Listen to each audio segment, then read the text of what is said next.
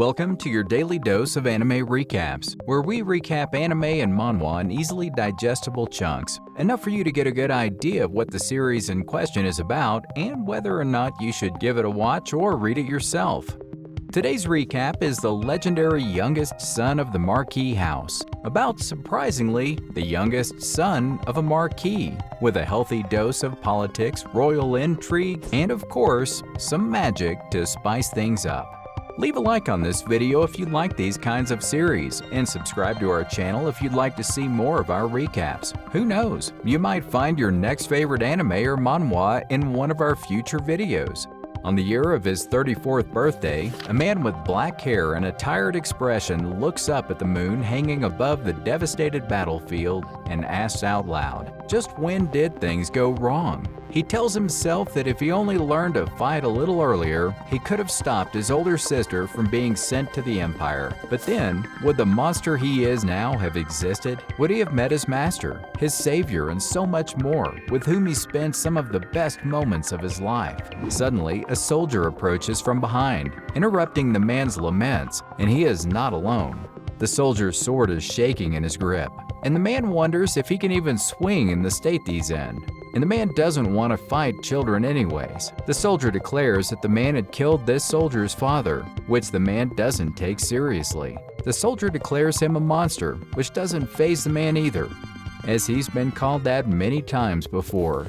Ignoring the pain that makes his body want to stop and give up, the man accuses the soldier of being a monster himself, wanting to kill the man who killed all the masters, the imperial family, ending their bloodline and thus single-handedly destroying the great Tulkan Empire. He then takes a look at the younger soldier who's trembling while holding an expensive sword, realizing he reminds him of himself back when he was young, so he asks the soldier for his name. The young soldier haltingly introduces himself as Jack Stewart. The man flinches when he hears the name, then reveals that his name is also Jack. Then he goes on to gloat, saying that he's killed so many people, more than tens of thousands, that he doesn't even remember killing someone by the name of Stewart. But instead of apologizing, he gives the man a chance instead. He points at the expensive sword and tells him to pierce him with it, avenging his father and get to be worshipped as the hero that killed the monster with one blow. He has the perfect opportunity after all.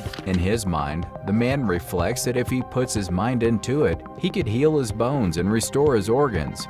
But he honestly just doesn't want to put in the effort of coming out of this encounter alive. The young soldier swings his weapon, but halts it in midair, and he falls to his knees in tears. The man takes pity on him. After all, who could live peacefully once they became a hero? It would be so exhausting. He shouldn't live and regret since he is still young. Instead, he should go back and report that the demon is dead and the war is over. The soldier asks him in tears why the man lives like this with the power he had. The man just smirks, asks himself the same question and keels over, feeling the end approaching. His fingers start going numb, his vision is going blurry, and his eyes are closing on their own. The moment he stopped breathing, he thought to himself, if everything were to start from the beginning again, would it be possible to change this pitiful ending? Jack's life flashes before his eyes like a dream. He remembers his father, who doubted Jack was his legitimate son. His mother, whom he only saw in portraits after dying giving birth to him, his sister, whose beauty was known across the continent, and his brother, who only bullied him his entire life. He even remembers giving up the name Jack Volunteer to become a swordsman and cross the continent. The memories, the dream, feel so vivid that he can't tell anymore if it's his life flashing by or if it is really happening. He remembers starting the Second Continental War, destroying the Tulkan Empire that ruled the Western continent, killing everyone bearing the name Tulkan. He remembers feeling happy for having won and achieving all of his goals.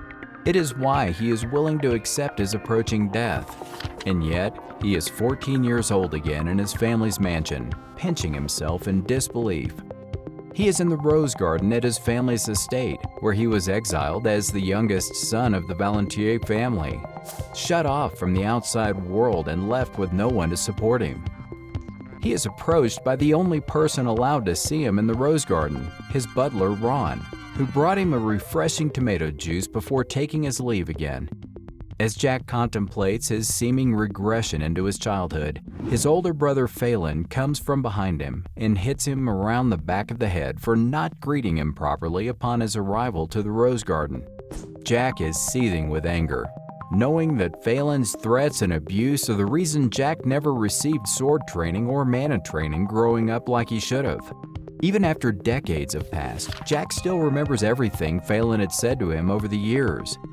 Phelan told him that Jack is useless, that he shouldn't bother learning sword techniques or magic or anything of the sort, and that if he goes behind his big brother's back, Phelan will take it as a betrayal and he will kill him in response. As long as Jack possesses the blood of a Marquis and he lives in this household, he will only eat what they give him and only wear what they give him.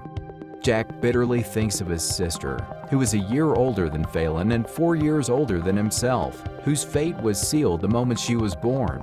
Although she is a beautiful first child, the fact that she is a woman automatically takes her from the line of succession. Her only purpose in life now is to be married to a family their father likes and live the rest of her life in a mansion to continue the family line.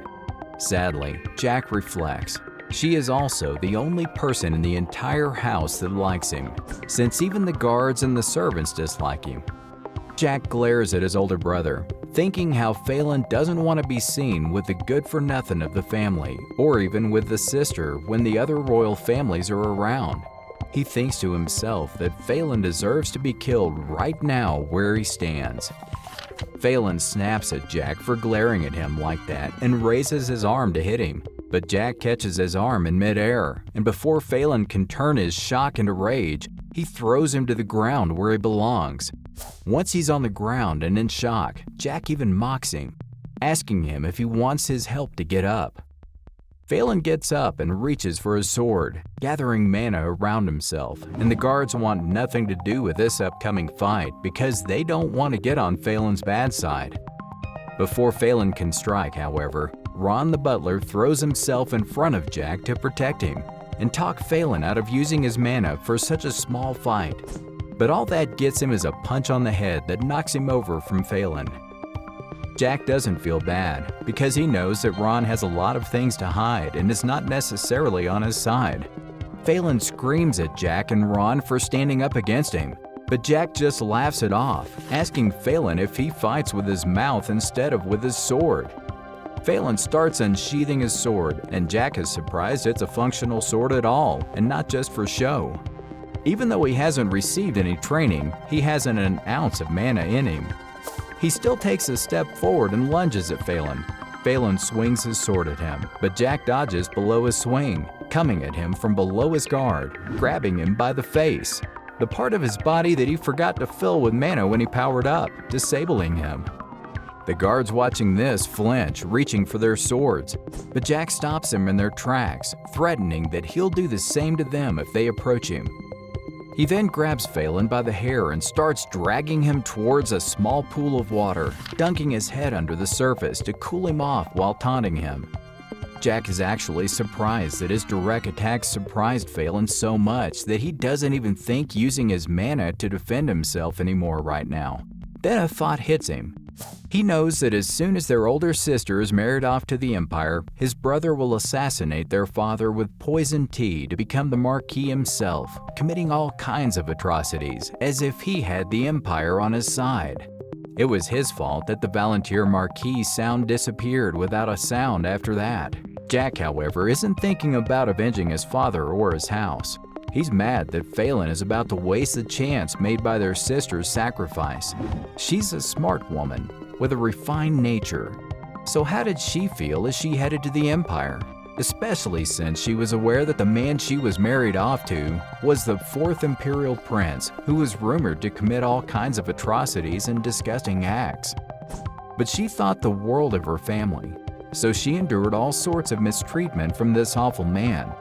If only Phelan and their father knew of her abuse. But suddenly, Phelan gets his voice back and starts begging for his life in Jack's hands, and he recognizes the expression from the many people he killed before or is about to kill in the future who were afraid of death.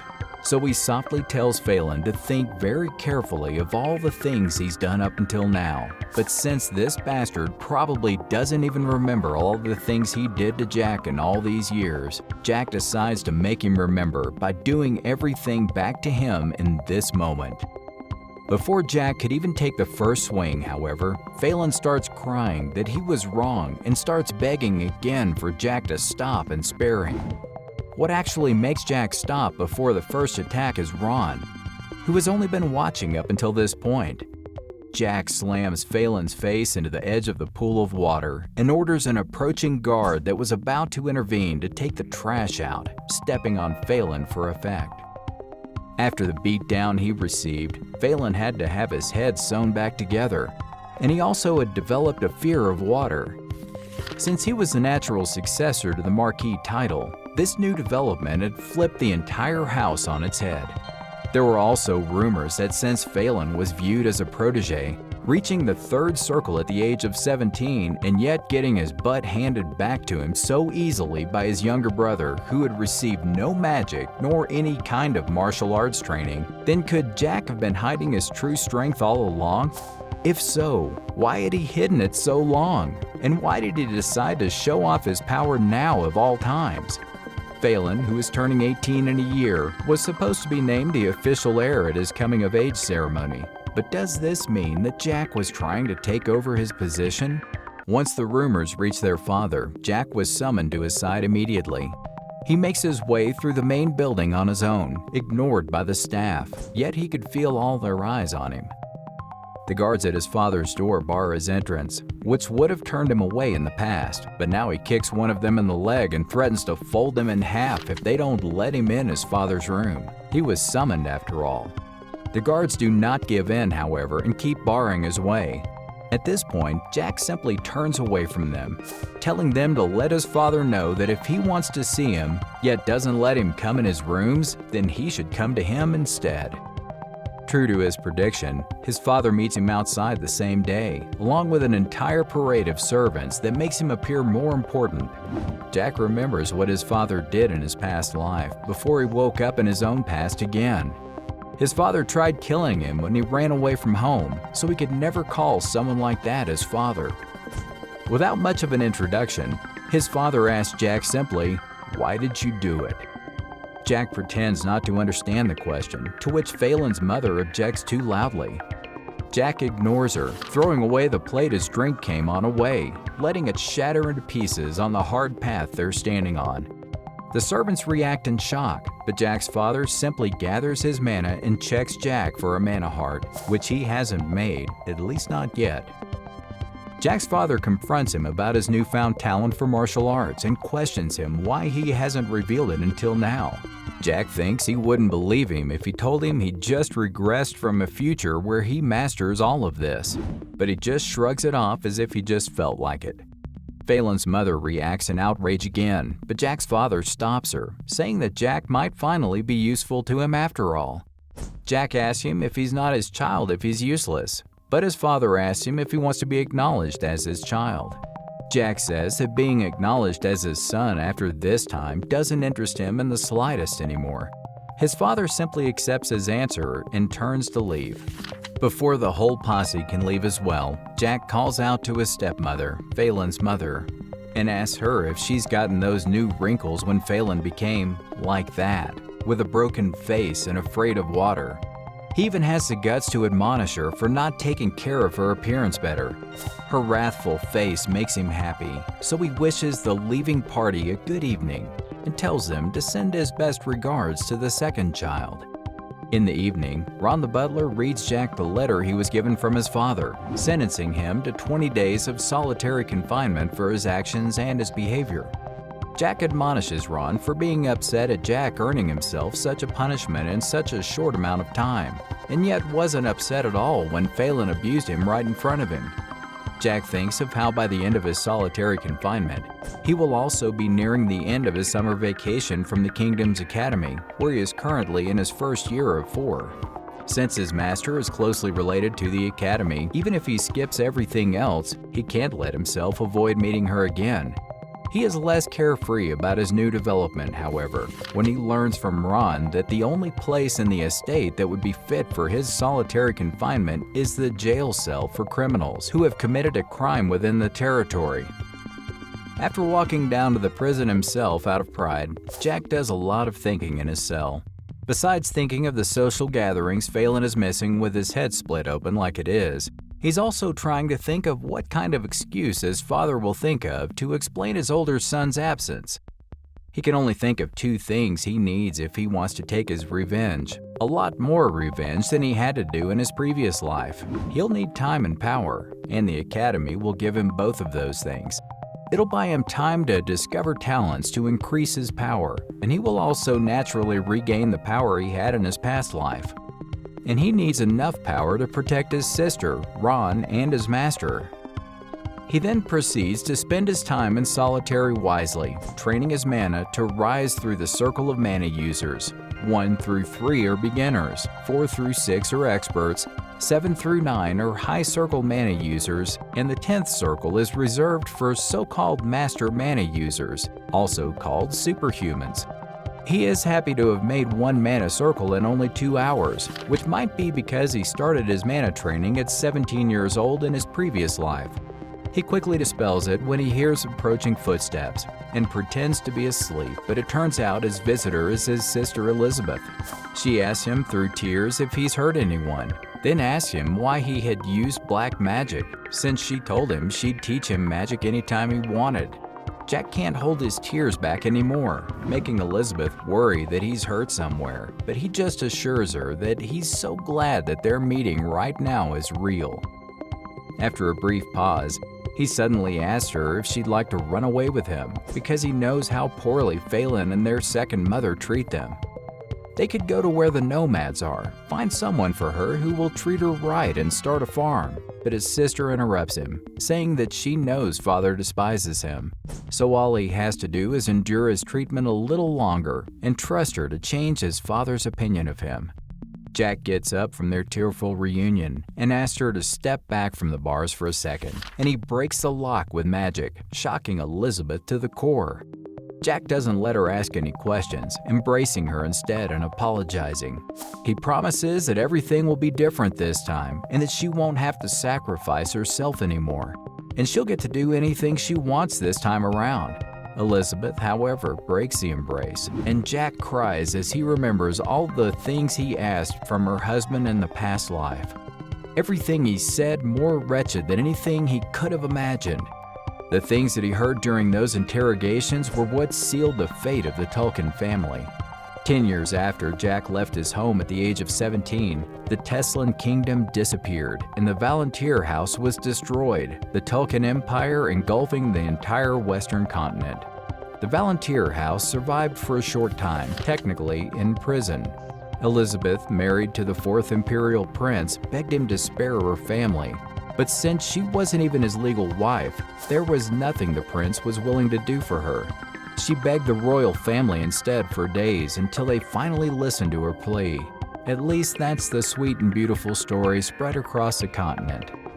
The real story that Jack learned from his interrogations is that Elizabeth became a servant and a toy for her husband, the 4th prince, as well as his older brother, the 3rd prince, who was emperor at the time. Once they got bored of her, the legal wives imprisoned her in an outhouse.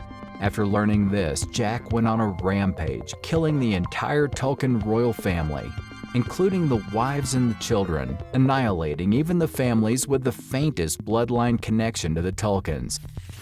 That's when he really became the monster everyone knew him as.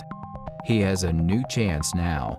So when Elizabeth asks him to take care of himself while she puts in a good word for him with their father, he promises he will, and asks her not to worry about him, because he will not let that wretched future come to reality this time around. Upstairs at his father's room, Elizabeth pauses to ponder how much Jack has changed recently, as well as wondering if their father, a 7th circle magic user, sensed traces of black magic on him, which she, a 6th circle user, could not. She enters their father's room and without an introduction asks their father forthright if he could release Jack out of prison. First, she defends him by saying that Jack couldn't have learned black magic, since black magic is only passed down as a mere legend. She also points out that Jack has no interest in the Marquis position, so his imprisonment must be some kind of warning from their father to herself. After a pause, their father praises her for being so smart. This is a warning to her of what will happen to Jack if she does something stupid or rejects her own fate as the tool that serves to raise the Marquis house's status.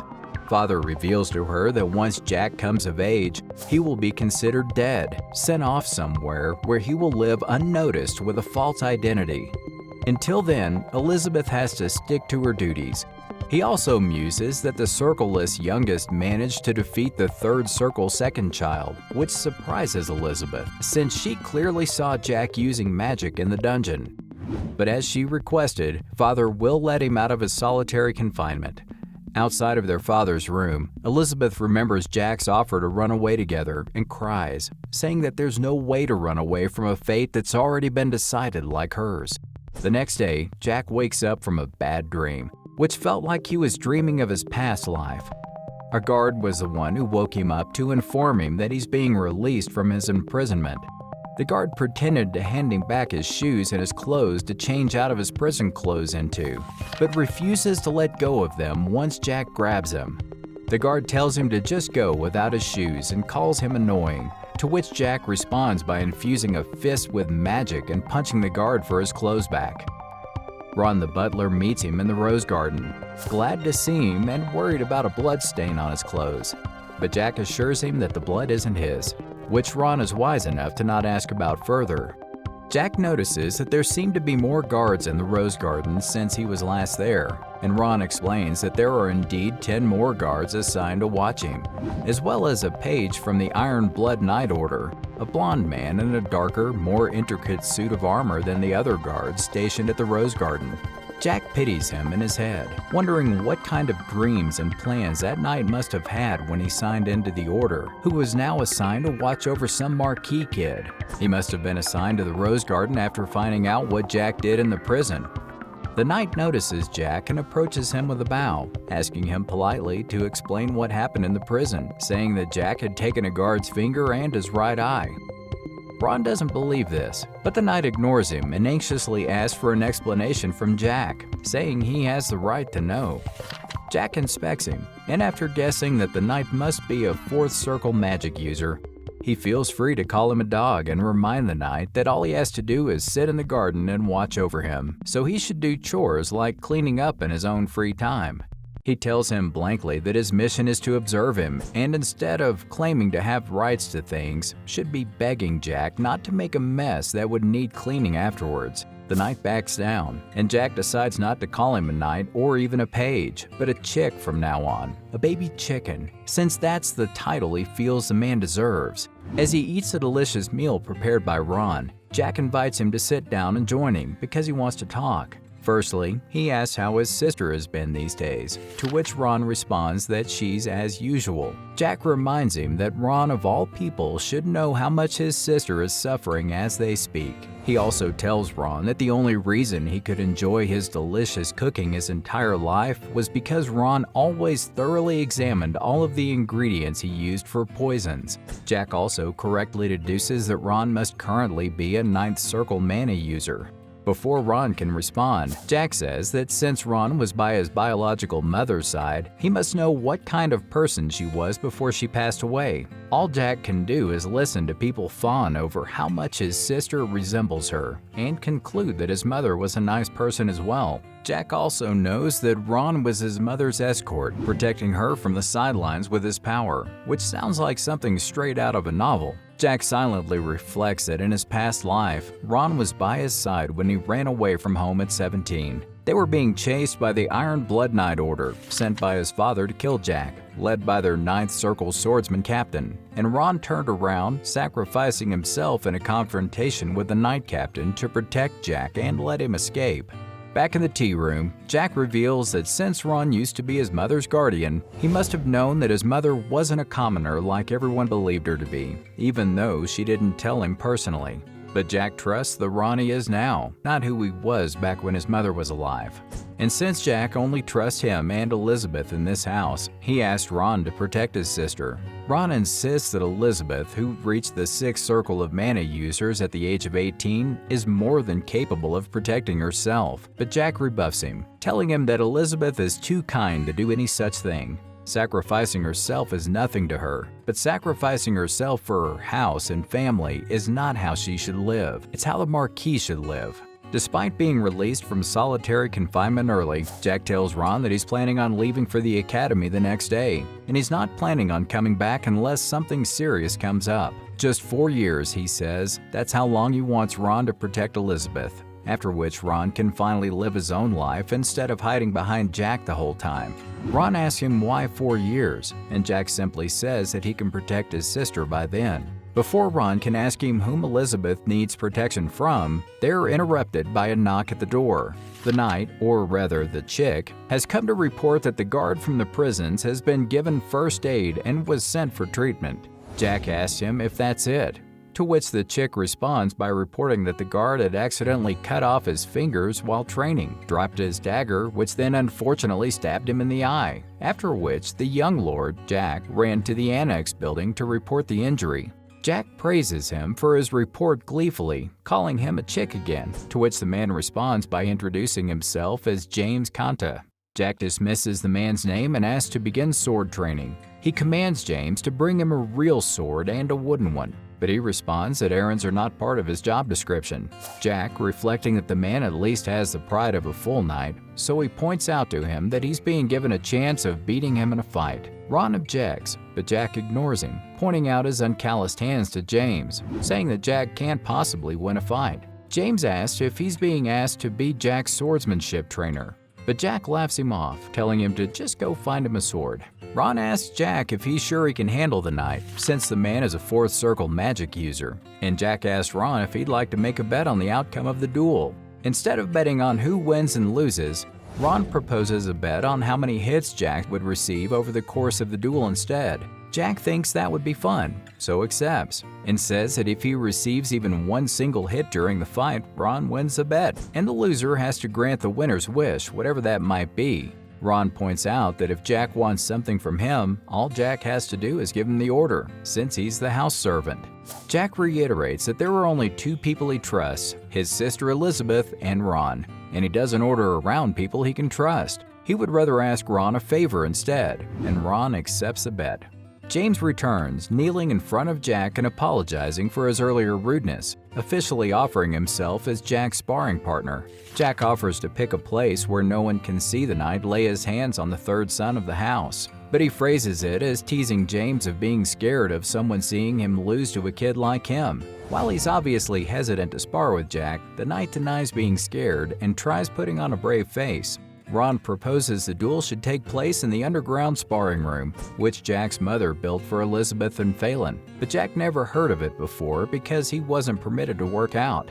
Jack notices the place is spotless, even though it is not used regularly, and thanks Ron for visiting his room periodically to keep it clean and ready for when it is needed. The sparring session begins with wooden swords first, and James compliments Jack on his correct posture. Jack grins, thinking of the murder he's done in his past life, humans and monsters, and warns the knight to take the fight seriously, even though the swords are only made out of wood, then lunges at the man. James smacks away Jack's first swing easily, thinking to himself that the young master is a novice after all, and that he should just scare him a little bit instead of actually hurting him, afraid of the potential consequences. As he's thinking this, Jack had already managed to position the top of his wooden sword under James's throat, ending the match. Jack grins up at the man, chastising him for not taking the match seriously like he was instructed. James is shocked, wondering where Jack had learned to fight with a sword, since this is his first time holding one to his knowledge. Watching from the sidelines, Ron reflects that while the knight's deflection of Jack's thrust was relatively light, to the seemingly inexperienced Jack, it should have still been a significant blow that dismayed him and ended the fight then and there. But the longer he watches, the more he realizes that Jack's fighting technique is perfect. And if the two were fighting with real swords, then the knight could have been dead by now. Just where did Jack learn all of this, considering this skill can't come from being a genius? During a break in the fight, Jack inquires about James's age and training, and the man reveals that he is 23. He's been training his mana since the age of 18. With his little inspection of magic, Jack speculates to himself that James could one day reach even the 8th circle of mana users, and that he could even claim the Knight Order captain position. Jack muses that a talent like his is currently being reduced to watching over a mere child like him, so he drops a wooden sword and reaches for the real one. James warns him that he could get hurt, but Jack just laughs it off, asking him was what just happened with the wooden sword simply a coincidence and due to sheer beginner's luck. He even taunts him, saying that if he can't tell the difference between conceit and confidence, then it's no wonder that he's only a mere page. James is enraged by this, charging at Jack, but the latter only smiles, knowing that he hit a sore spot. As James swings with his wooden sword, Jack disarms him completely with a move similar to the deflection the knight used on him in their last bout. Pointing the sword tip up at his throat, Jack boasts that James would have died twice today. James steps back in shock, asking Jack how he just managed to pull off the move, and Jack explains that he simply changed the direction of the sword the moment they clashed. James isn't asking about the technical stuff, he's asking about how he knows that move. Jack just tells him that it's an advanced sword fighting technique and cheekily asks him if James would like to see it again. Unable to swallow his pride, James reaches for his real sword. In the pause, Jack points out to Ron that he won their bet, and Ron swears to put his life on the line for the sake of Elizabeth. James saunters back into the fighting clearing, telling Jack that this fight will be different. Jack says sure, James can use mana, so he'll use mana during his fight as well. Jack swings, James blocks successfully, but Jack overpowers him, throwing the sword from his grasp and knocking James to the ground. James can't believe that he, a 3rd circle mana user, was just overpowered by a 1st circle mana user. But Jack thinks to himself that instead of distributing the mana evenly throughout his body to increase his physical abilities, like a traditional mana user would, he focused all of his mana onto only his striking arm, and that was enough to overpower the spread out mana of a 3rd circle mana user. Jack asks James if he really wants to become an official knight. James replies that obviously he does. What other choices does he have? Jack simply proposes to become his loyal hound that only listens to his orders. That way, James would live a much more interesting life than any old official knight. James asked him what he would gain if he accepted his proposal, which surprises Jack because he thought James would ask about his duties first. He explains that James would gain power and eventually even some authority if he wanted. As for duties, he would have to assassinate people who got in Jack's way and protect him. James asks who he would have to assassinate, and Jack scoffs, saying it should be obvious that he's thinking of his older brother Phelan and his stepmother. James has one day to do it in. Later that day, Ron the butler asks Jack whether or not he's being a bit too reckless about trusting James, and Jack replies that he obviously doesn't.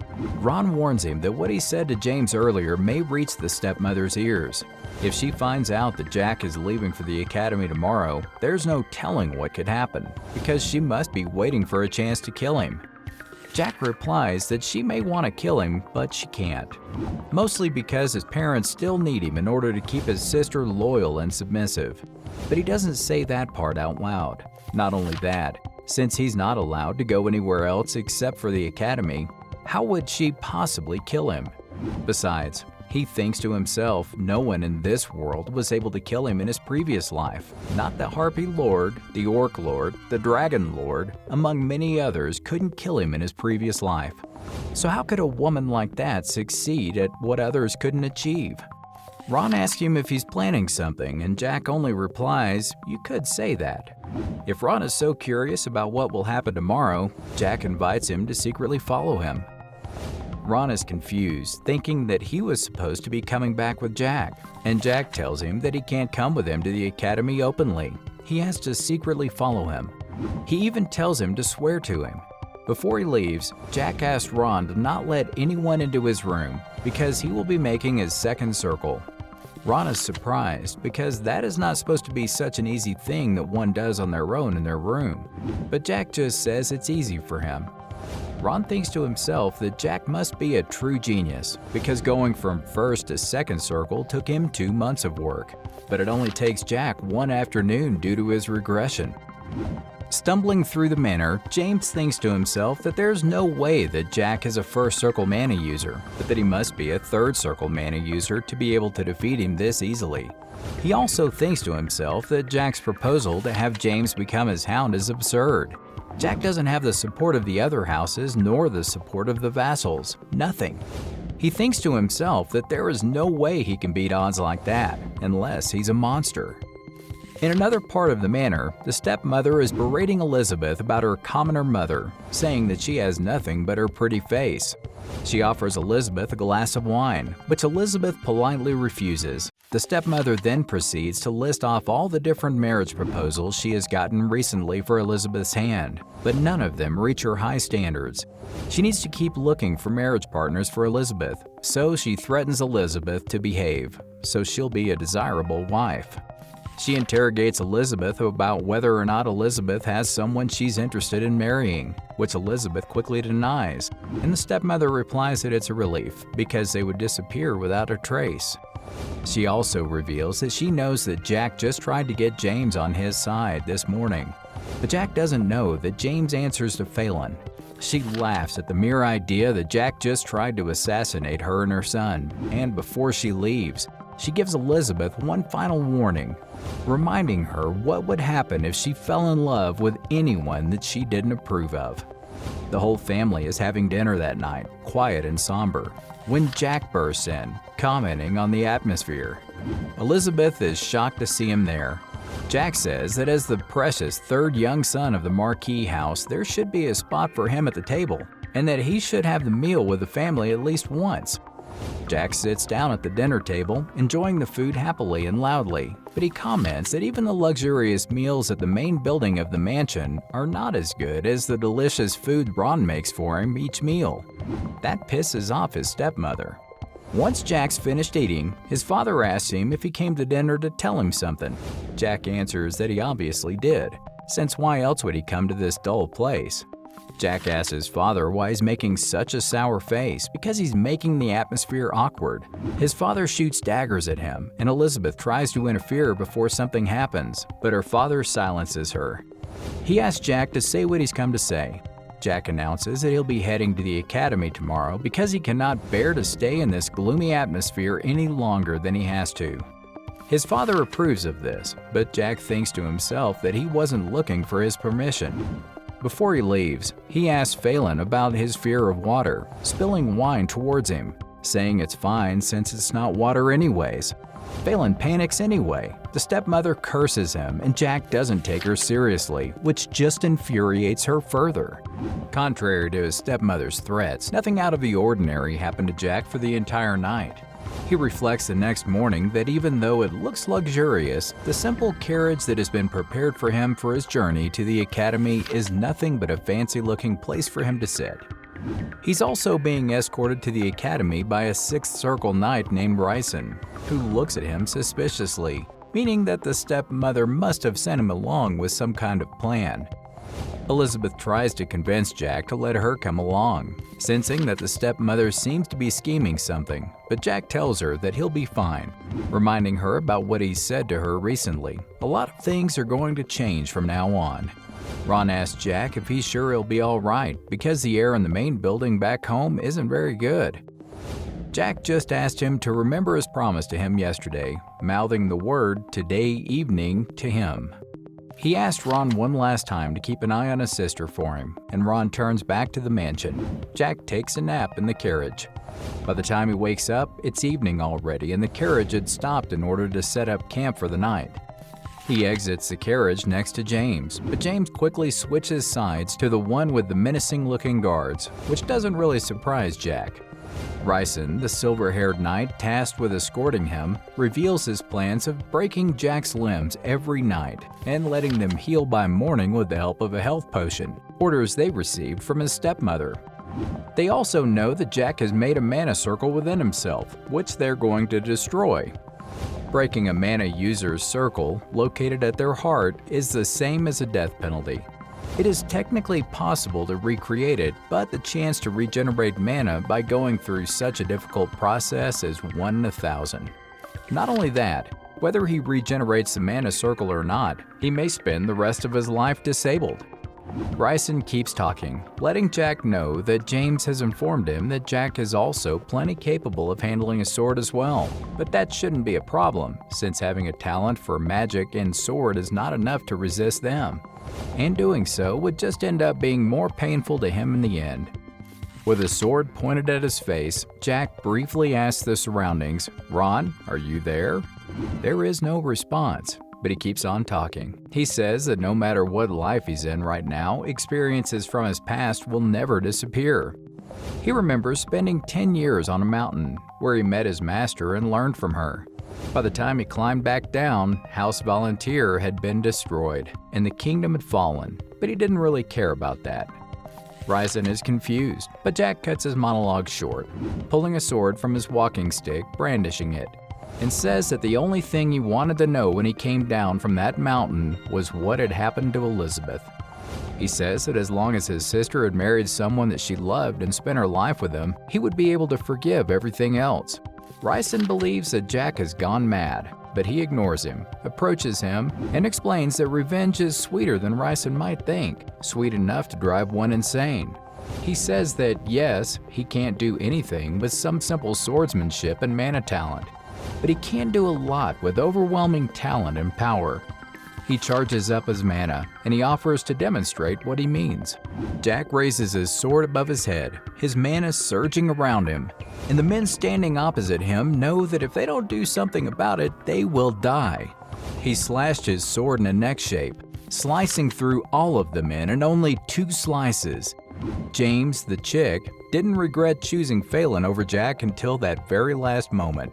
And just then, as if time stopped, he knew that his world had ended with that single attack. Once everyone is dead, Jack calls out to Ron one more time, and the butler appears from the tree line, not quite comprehending what he just saw.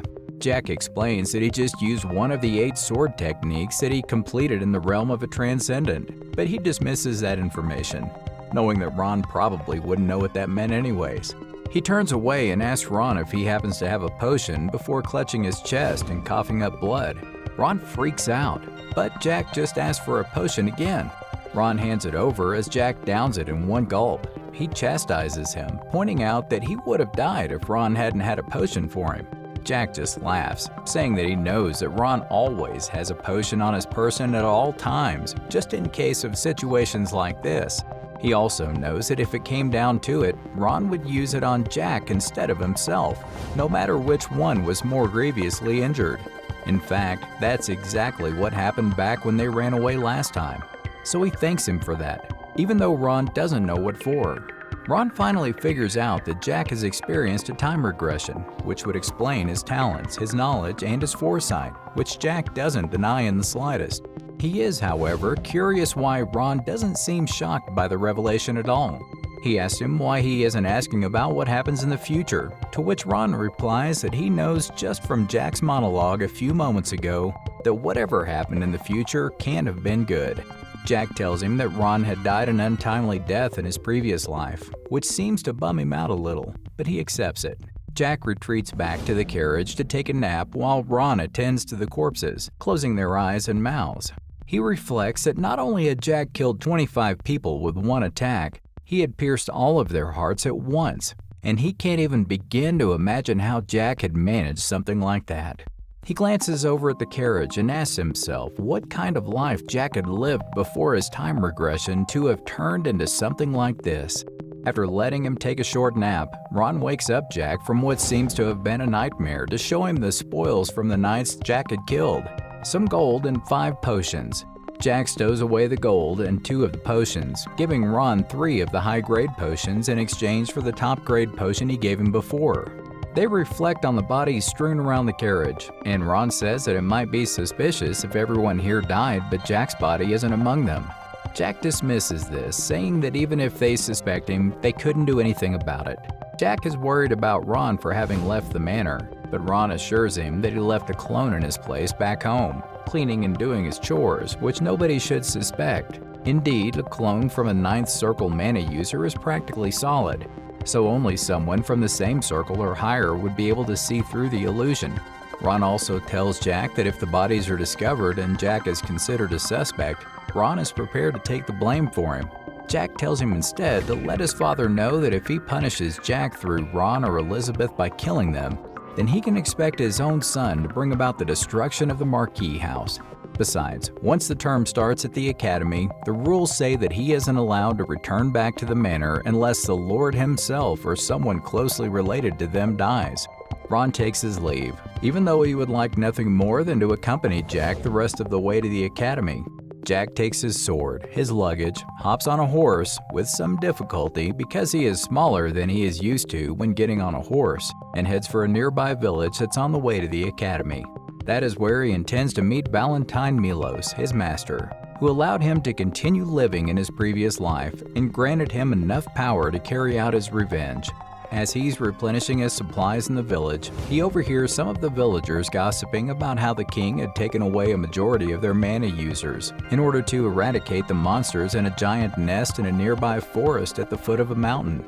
The forest is teeming with ogres, orcs, goblins, elves, harpies, even emoji, magical serpents on the verge of turning into dragons. The monster nest, however, isn't as much of a hazard as much as the valuable monster parts, which can be used in things like weapons, armor potions. Even the elves can be enslaved as pets for their cute appearance.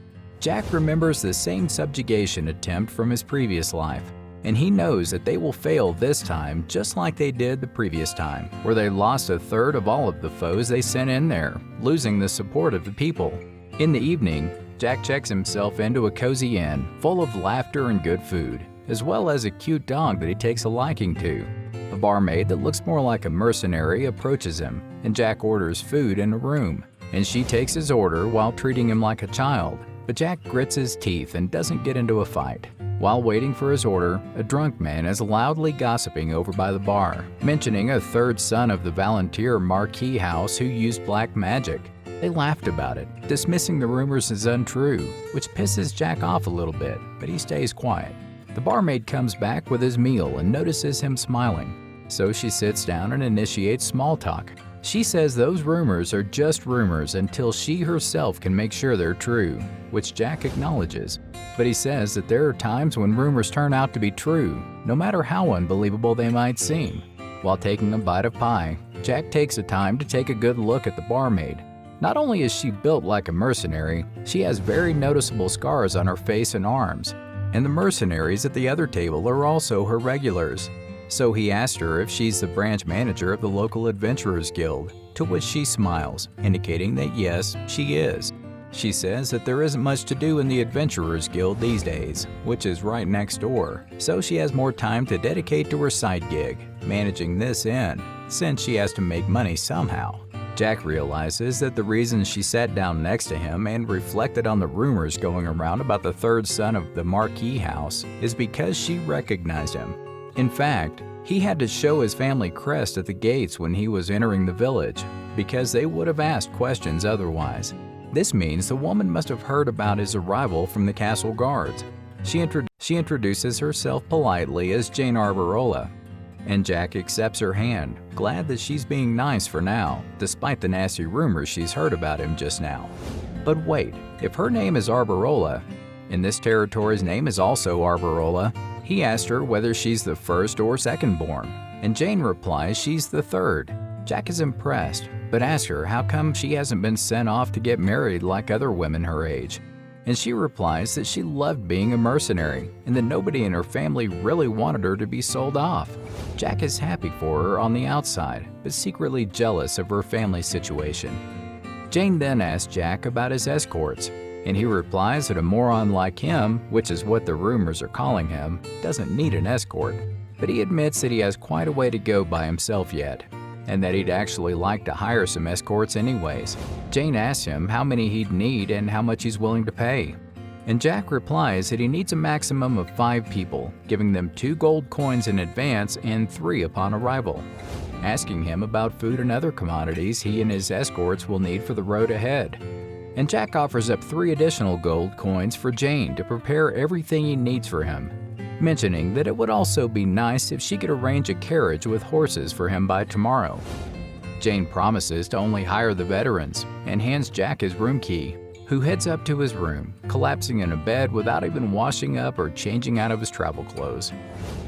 During the night, Jack has a dream about meeting his master for the first time in his previous life, who promises to change him from being incompetent and powerless into something more. And all he has to do is call her master. Jack wakes up from the dream with a start right before Jane barges into the room, announcing that everything is ready for Jack's departure.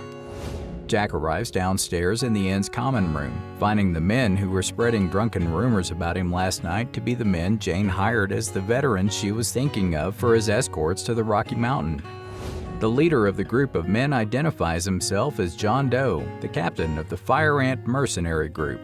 Jack asks him about the unusual name, and John is a given name to unidentified corpses. Jack picks up on the fact that the man is using an alias pretty quickly. John explains that the journey to the Rocky Mountain is pretty long, and that excluding the small towns that the group will stay in along the way, he even mentioned that 2 of the mercenaries used to be chefs and will be in charge of the provisions for their trip, which means Jack won't have to do a thing the whole time they're traveling. Jack thanks Jane for introducing him to these top-class mercenaries, and they exit the inn. Jack, however, has kept his heightened senses through his time regression, and he can tell that John Doe is an 8th Circle mercenary who had learned to hide his power. While on the road, Jack asks one of the other mercenaries if he happens to know who he is, and the mercenary explains that he's only been told by Jane that Jack is some kind of rich noble and that she thinks he's traveling around the world. Jack throws the nervous man his family crest that he showed at the village gates yesterday, and he explains that it is the family crest of the volunteer Marquis house, which is going to fall very soon. By this point, the mercenaries know that they're talking to the kid from the rumors. Jack even admits it, saying that they're true. He did spend some time in prison for what he did. And thanks to his master, he does know some black magic as well.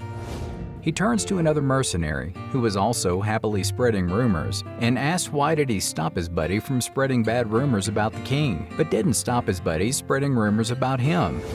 The mercenary freezes and doesn't know how to respond. None of them know how to react, and John Doe is currently the only one of the mercenaries with a straight face, which is probably because Jane had told him about who Jack is, so he's not surprised. The group set up camp for the night, enjoying a delicious meal. Jack enjoys it so much that he decides to repay the men by helping them wash the dishes afterwards, which surprises the men, who know that the average noble doesn't even get their hands wet if they can help it.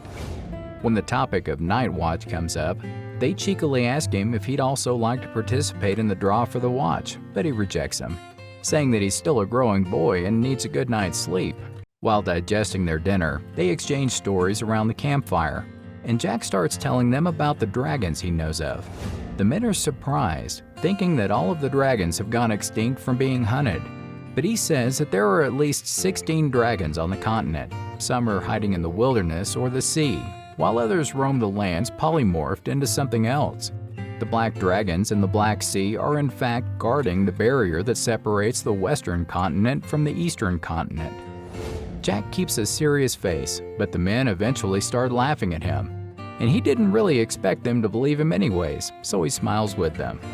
While taking a short dip in a nearby pond before going to sleep, Jack considers John Doe, who is hiding his name and his magical potential. At first, he suspects him of being a spy for the Tulkan Empire, but now he's not too sure anymore. However, since he's going to meet his master, he can't let this man come along as long as there's the smallest chance of him being a spy anyways. So he gets up, dresses himself, and goes to ask John Doe directly, armed with a sword. The mercenaries are surprised that their boss is an 8th Circle mana user, but John Doe acts as if Jack's question is nothing but hypothetical. Jack says since he told an interesting story at the campfire, it's John Doe's turn to start telling his story. Jack says that if John is a spy from the Tulkan Empire and Jane was the one who recommended him for the escort mission, then shouldn't Jack suspect Jane of being a spy as well? Implying that if she is, then the beer she invited Jack to the next time they meet will be the last meal she has. John Doe gets angry at the mention of Jane, as if he wants to protect her. Jack notices that despite the serious accusations and taunts, John's magical circle hasn't moved yet in preparation to start casting magic in his defense. which means that he's either being vigilant or is just hesitating. That complicates things a little, since Jack was planning on cutting him down the moment he prepared his magic circle to start casting.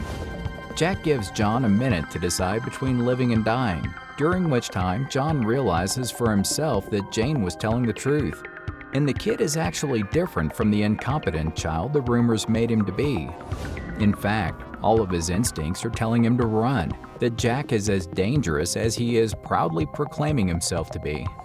After deciding that he trusts Jane too much to even consider accusing her of telling Jack of John's mana proficiency, John asks the young man that hypothetically, if he was indeed an 8th Circle mana user, could Jack really defeat him? Time runs out, and Jack is about to deal his killing blow, when John quickly changes topic, and Jack willingly listens to his story of how John and Jane met. She was the daughter of a noble family, and he was a commoner. Now it makes sense why Jane hasn't been married off at her age yet. Jack reminds the men of the story he told about dragons. He explains that although it is believed there are only 10 circles of mana users, most people don't know that 10 circles is not the upper limit. In fact, by using the power of souls instead of mana, these transcendents can truly be called masters of magic users. Jack predicts that 2 years from now, the Imperial Guardian of the Tulkan Empire, Hanks Beckerman, will be proclaimed as the strongest swordsman on the continent, and while everyone thinks he had achieved transcendence himself, he had replaced all of his